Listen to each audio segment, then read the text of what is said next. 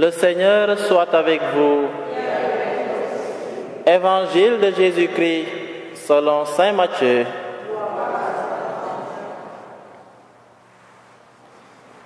Tandis que Jésus parlait aux disciples de Jean-Baptiste, voilà qu'un chef s'approcha. Il se prosternait devant lui en disant: « Ma fille est morte à l'instant, mais viens lui imposer la main, et elle vivra. » Jésus se leva et se mit à le suivre, ainsi que ses disciples. Et voilà qu'une femme, souffrant d'hémorragie depuis 12 ans, s'approcha par derrière et toucha la frange de son vêtement.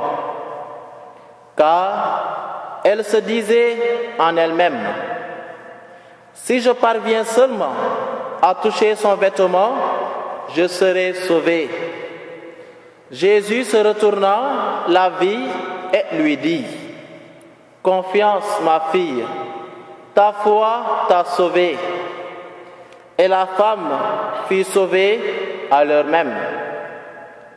Jésus, arrivé à la maison du chef, dit, en voyant les joueurs de flûte et l'agitation de la foule: « Retirez-vous, la jeune fille n'est pas morte, elle dort. » Mais on se moquait de lui.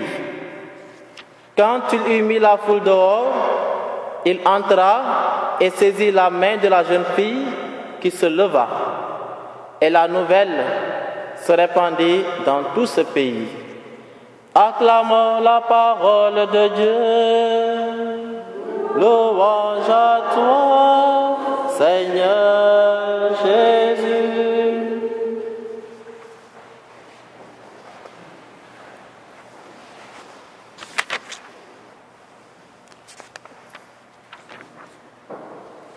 Ce soir, nous répondons encore à l'appel du Seigneur qui nous invite au cœur à cœur avec lui. D'abord, dans l'adoration du Saint-Sacrement, signe de son amour pour chacun et chacune d'entre nous. Et durant cette adoration, nous nous sommes laissés porter par notre Mère, la Vierge Marie, et méditer avec elle les mystères de son Fils divin. Répondre aussi à l'invitation du Seigneur qui nous appelle à nous abreuver à la table de sa parole, mais aussi à la table de son corps et de son sang.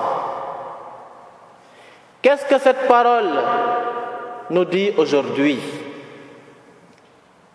Par la bouche du prophète Osée, nous découvrons la nature de la relation entre Dieu et son peuple.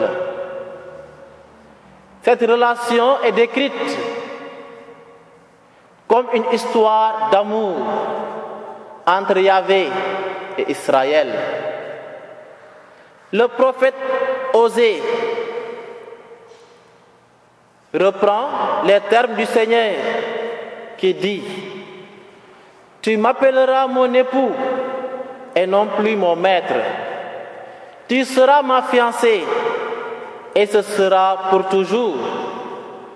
Tu seras ma fiancée et je t'apporterai la justice et le droit, l'amour et la tendresse. » Ces paroles du Seigneur sont adressées ce soir à chacun et chacune d'entre nous. Notre relation au Seigneur, depuis le baptême, est devenue une relation d'amour entre nous et notre Dieu. Mais hélas, Israël s'est montré infidèle devant son Seigneur en adorant plusieurs fois des idoles. Quelle est la relation de notre nature, la nature de notre relation avec Dieu.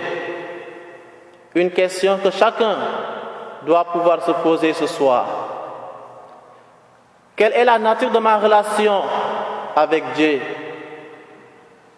Ne suis-je pas comme Israël, parfois infidèle, par un manque de confiance devant les épreuves de la vie? Le Seigneur nous promet de toujours nous aimer, de toujours poser sa main bienveillante, de toujours nous montrer sa tendresse infinie, malgré nos multiples et nombreux péchés. Dieu, notre Père, il est tendresse et il est pitié. Et j'aime bien cette image. Nos péchés ne sont rien devant la miséricorde de Dieu. Prenons l'image de l'océan. Nos péchés ne sont qu'une goutte d'eau dans l'océan de sa miséricorde. Et la preuve nous a été donnée par la croix de notre Seigneur Jésus-Christ, car c'est là qu'il a versé son sang pour nous sauver. Dans cette relation avec Dieu, ce qu'il attend de nous, c'est l'attitude de ce chef dans l'Évangile. C'est l'attitude de cette femme dans l'Évangile. Le chef qui dit: ma fille est morte à l'instant, mais viens lui imposer la main et elle vivra. Quelle foi! Quelle foi! Et la femme de dire: si je parviens seulement à toucher son vêtement, je serai sauvée. Quelle foi! Seigneur, augmente en nous la foi. Devant les épreuves de la vie, donne-nous cette foi indéfectible, cette foi irréversible, car en toi seul, nous avons le salut véritable. Notre monde d'aujourd'hui est rempli par cela qu'on appelle les marchands d'illusions, qui promettent un paradis artificiel, qui promettent un salut quelconque, un salut éphémère.